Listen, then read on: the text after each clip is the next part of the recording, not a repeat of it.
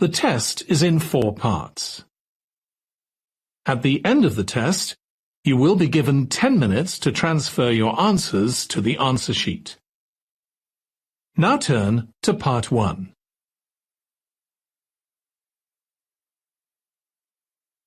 Part 1.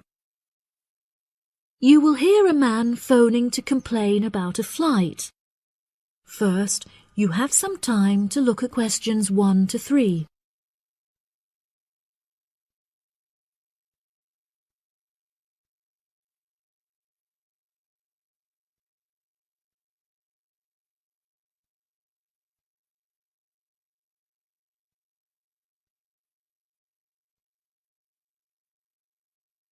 Listen carefully and answer questions 1 to 3. Hello, you have reached the complaints department. How can I help you? I am phoning to make a complaint regarding a flight that I took with you recently. Okay. There are some details I will need to take from you first. May I have your name, please? Jack Dawson. That's D-A-W-S-O-N. And your address? It's 33 Hillcrest Road. That's Hillcrest. 33 Hillcrest Road. Is that in Exeter? Yes. And what is the postcode of the residence? It's AL698GQ. Thank you. Do you have a telephone number? Yes, the number at my office is 754688. That's good. And may I just take a home phone number for you in case of emergencies? No problem. It's 798662. Are they both local numbers? It's 798662. Are they both local numbers? Yes. Before you hear the rest of the conversation, you have some time to look at questions 4 to 10.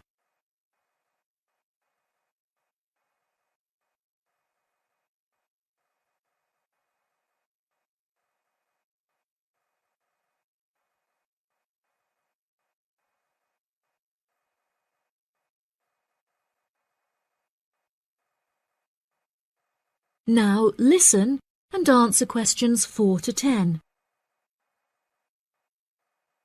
Okay, great. Thank you for your patience.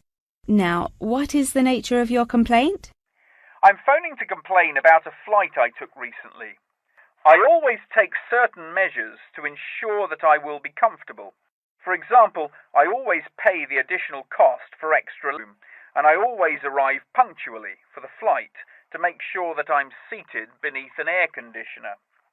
Unfortunately, I was disappointed to find that the air conditioning on the plane was broken, so I spent the entire flight in discomfort as it was too hot and the air was stuffy. I see. I do apologize for this fault with the air conditioning. Now, while I have you on the phone, would you mind answering a short questionnaire regarding your recent flight? Sure. Okay, let's get started. What did you think of the food that was served to you during the flight? I thought that it was inexpensive and quite delicious. However, I was still very hungry afterwards, as it was a very small portion and more of a snack. Providing a snack for lunch is not reasonable. Okay, I have noted that down. What was your opinion of the quality of service that you received from our staff on? It's very helpful, but each time I pressed the button to request service, it took a long time for a staff member to arrive. I found this frustrating as there just weren't enough staff on board the flight to be able to serve all the customers. Okay, that's great. Thank you very much for answering those questions. Are there any other parts of your travel experience that you would like to comment on? Yep. The process of moving through security was very quick and helped to make my travel experience stress-free. Okay. Do you have any extra comments on the services you received during the flight? Yes, I thought that the seats were very uncomfortable and looked very old. They were also in need of repair, as the recline feature on my chair was broken, so I could not go to sleep for the whole flight. Luckily, the entertainment facilities were very good, so I was able to distract myself by watching movies. Thank you so much for taking the time to answer all of my. I'd like to offer you some gifts as a goodwill gesture, with a 20% discount on the cost of your hotel stay. We also appreciate that international calls to your home country can be expensive, and we are sure that you would like to keep your family updated on your travels. So please accept a phone card which has a credit of £20. Oh, that's really great. Thank you so much for the gifts. No problem. We look forward to having you travel with us again soon. Have a fantastic vacation. Thanks. Bye. That is the end of part 1. You now have 1 minute to check your answers to part 1.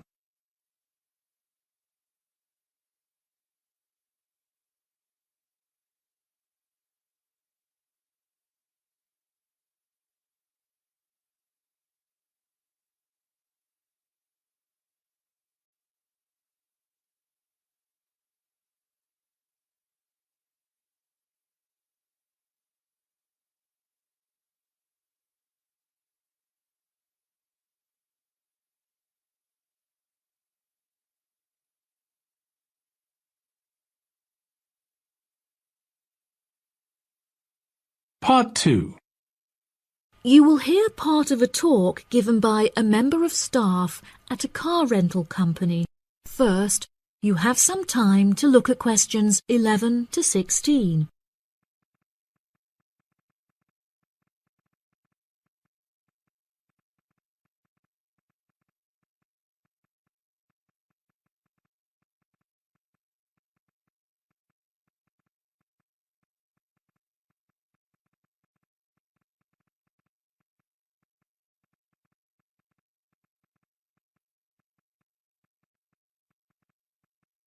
Now listen carefully and answer questions 11 to 16. Good morning, listeners, and welcome back to Star Radio. Today on the show, we have a visitor from Yazoo Car Rental, who is going to give us an insight into his company and into the public transport system. Welcome, Jonathan. Thank you for having me. Yes, I would like to start by introducing my company, Yazoo Car Rental. We are the cheapest and most reliable rental company in the city and have won multiple awards for the quality of our services. This success did not come easily, however, and it proved important that we stay fresh and are always thinking of ways to attract new customers. Our first attempt to do this was to offer a free gift with every car rental, which we were confident the customers would be very interested in. The offer of a free Hoover with each rental, however, did not attract any new customers, so we quite quickly stopped offering it. In 2002, a new taxi company opened next door to us, and we started losing a lot of business to them. So we introduced an offer that we hoped might compete with their service. We offered a new package where you could rent a car with a driver for a small extra fee. By introducing this offer, we found that all of our customers preferred to drive the cars themselves. So again, this offer was unsuccessful in attracting more customers.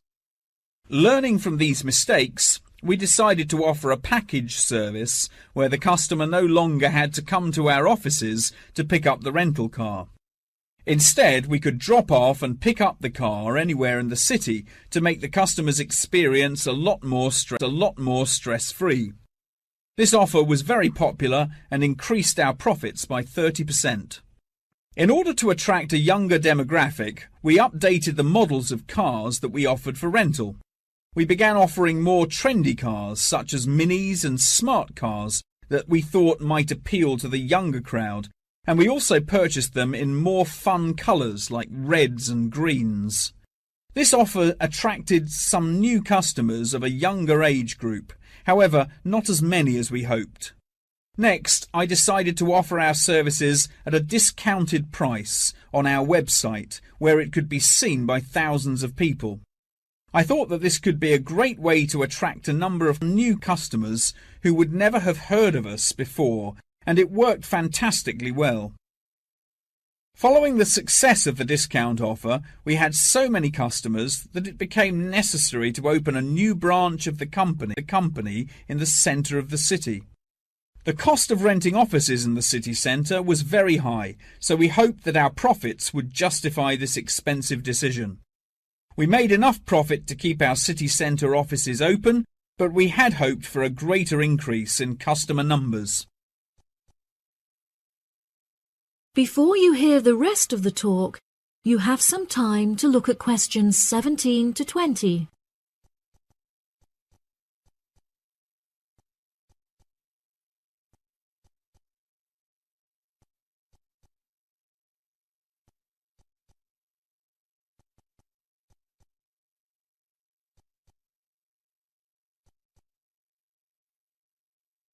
Now listen and answer questions 17 to 20.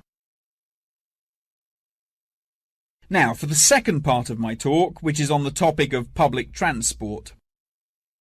There are many benefits to public transport. For example, the recent introduction of bus lanes has meant that buses are now unaffected by traffic jams and are able to stay on schedule. Unfortunately, as fewer and fewer people are taking the bus nowadays, the service has become quite inefficient. This reduction in passengers may be due to the stories in the newspaper about the dangers posed to pedestrian safety by the buses. However, this is largely untrue, as buses are responsible for far less pedestrian-related accidents than cars. I use the bus service often, as car petrol is so expensive nowadays that the bus is far more affordable. However, if I am in a rush, I prefer to take a taxi, as they tend to get you to your destination very quickly, so you can remain punctual for your appointments. I like my destinations, as the service is incredibly fast and the airports are always very easy to find. Personally, my favourite mode of transportation is the bus. Due to the lack of people using the service, I have found that the buses are never overcrowded, so there is always a seat available. They are also never dirty, as they get cleaned regularly. However, I have found that sometimes the bus can be over a half hour behind schedule, which can be very frustrating. There has been a lot of fluctuation in the price of bus tickets in the last couple of years. In the past, £1.80 for a ticket was enough to sustain the bus companies. However, as the price of fuel increased, so did the ticket prices. Now the ticket prices are declining as the bus companies try to encourage more people to use their service again. Well, that's all from me today. Thank you. That is the end of part 2. You now have 30 seconds to check your answers to part 2.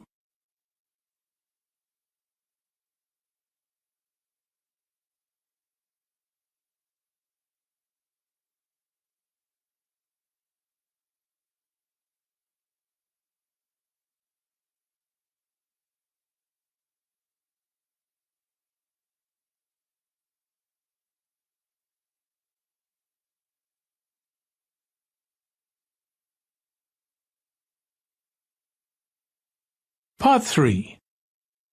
You will hear a conversation between a student and her professor discussing an assignment.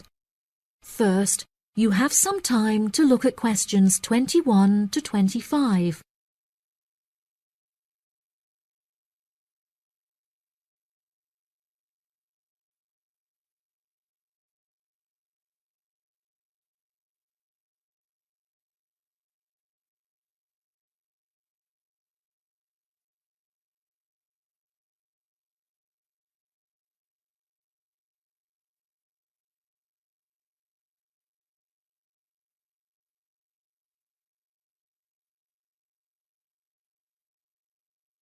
Now listen carefully and answer questions 21 to 25.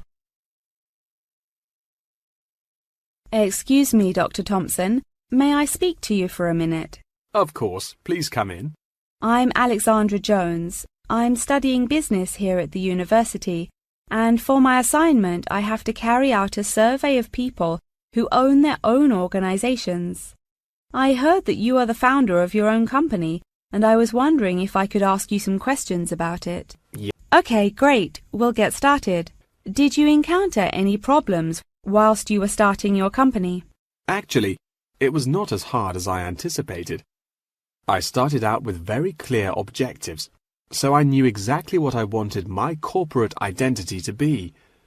It was very difficult to find the correct premises, as the property market in London is so competitive, but eventually I found the perfect site.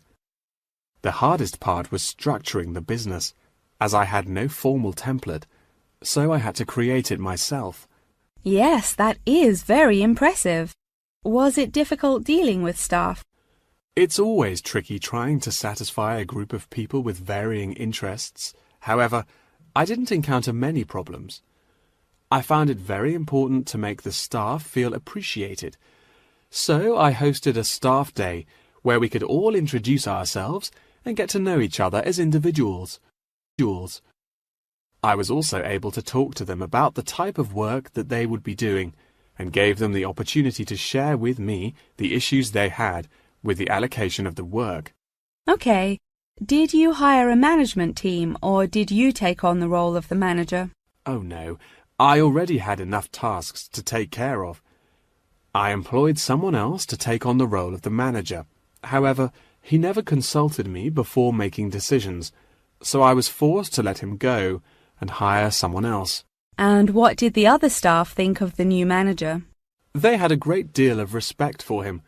It definitely helped that I consulted with them before hiring him. They were surprised that he has been so successful in his role at the company, despite the longer meeting hours. Since the company opened, has it had any great achievements? There are many aspects of the company that I am pleased with. However, there is one achievement of which I am particularly proud. I wanted a mural painted to brighten up our entrance area, so I decided it would be a great idea to invite the local primary school to create one for us. The youngsters had a great time, and I know they were thrilled to be included. Oh, that's lovely. Before you hear the rest of the conversation, you have some time to look at questions 26 to 30.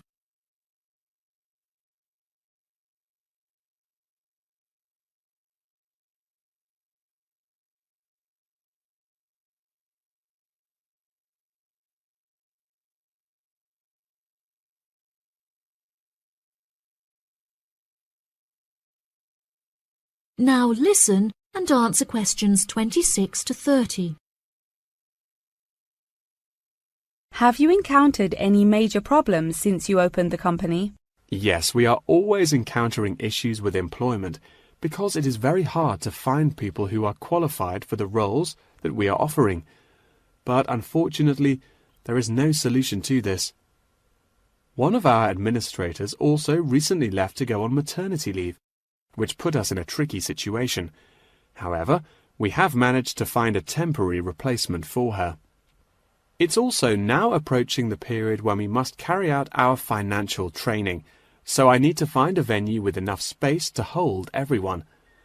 It will be interesting trying to organize that event. Oh gosh, I can imagine. I find it hard enough to organize myself.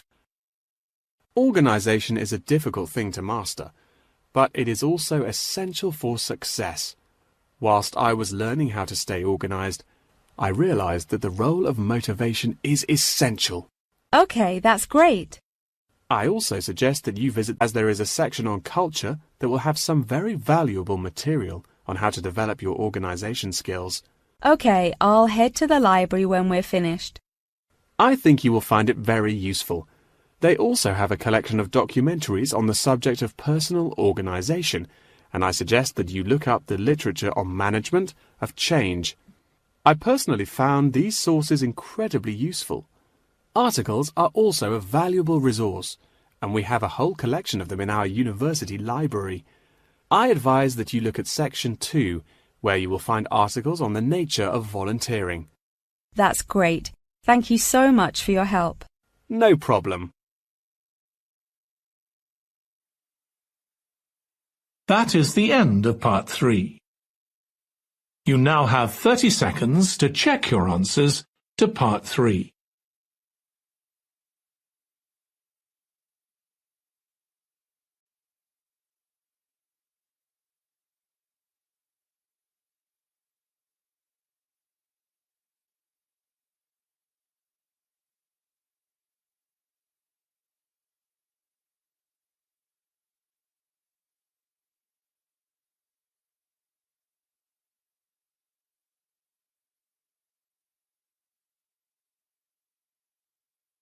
Part 4.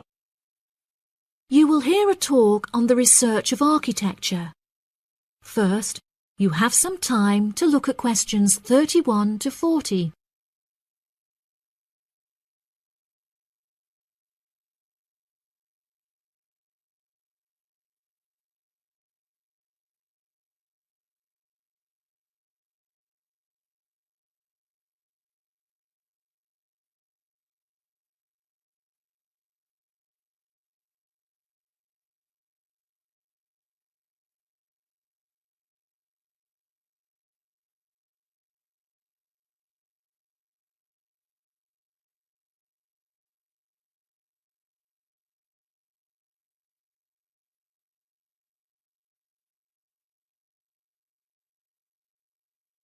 Now listen carefully and answer questions 31 to 40. Welcome, class, to your very first lecture in this series on architecture, conducted by myself, Dr. Torben Dahl. Today we will be looking into the relationship between climate and architecture, where I will be giving you a critical overview of the main climate influences that shape the design of buildings. Throughout this lecture series, we will be looking at the latest research into climatic design carried out by experts in the field, in addition to case studies and examples, both in cities and rural areas. Now, acid rain is one of the climatic elements with the most devastating effects on our architecture. The chemicals in acid rain can cause paint to peel, corrosion of steel structures such as bridges, and erosion of stone statues. Since the 1970s, our government has been making great effort to reduce the release of these chemicals into the atmosphere, with positive results. Private organizations have also been raising awareness and funds, and recently received a huge donation from the bank. It is interesting to look at the studies that have been carried out into the effects of acid rain at varying altitudes. Research has shown that there are lower levels of acid in the damaging pollutants at higher altitudes, meaning that skyscrapers are much less vulnerable to the negative effects, as they are exposed to acid rain with far lower levels of damaging pollutants. Recently, the ALTA project was founded to carry out further research into acid rain. This project is directed towards studying the effects of acid rain on old, traditional buildings of stone construction that are vulnerable to damage caused by acid rain. Masonry is particularly vulnerable, as it is easily corroded and weakened by the acidic chemicals. It is imperative that we protect these buildings, as they are valuable examples of our history and culture.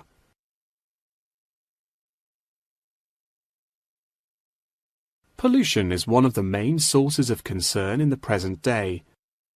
The construction industry contributes considerably as a source of pollution in its day-to-day processes of creating buildings, concrete and glass. However, more new sustainable methods are being developed to counter this. A recent case study for this is Sky Tower, whose windows have been made from recycled glass to prevent pollution from the glass-making process. Water is the most problematic element to be considered in construction. It is imperative that construction elements, such as the insulation, are fitted into the building in dry weather to prevent it from getting wet. This makes winter an undesirable season for construction, as the heavy rainfall can have adverse effects on the building. Another climate type that has an enormous effect on buildings is humidity. Constructions made of steel and stone are largely unaffected by humidity. However, it can have a serious effect on wooden constructions if the timber has not been correctly treated. Moisture from the air can condense in the grain of the wood, which then swells and shrinks in proportion to the magnitude of change in its moisture content.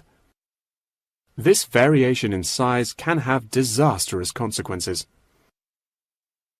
In areas of the world that are prone to earthquakes, certain design and environmental conditions are preferable for protecting buildings in the event of a tremor.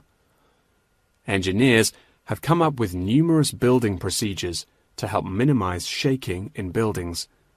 For example, tall buildings have height restrictions and counterweights, and multi-story buildings have reinforced floors and walls. Ground conditions are a cause for worry in many constructions, as often the soil is of the wrong density to protect the foundations. Luckily developed that can help to minimize damage by earthquakes. Seismic sensors can give prior warning when an earthquake is about to happen, so that preparations can be made to protect both the people and the buildings from harm. The movement of building structures can now also be measured and monitored over time by architects. It has been expressed by architects within the design community that it would be valuable to be given special courses for designing buildings within earthquake zones. Guidelines are also expected to be produced by the government in the near future that will give architects a universal checklist to follow. That wraps up the lecture for today. Please remember that attendance is mandatory. That is the end of part 4. You now have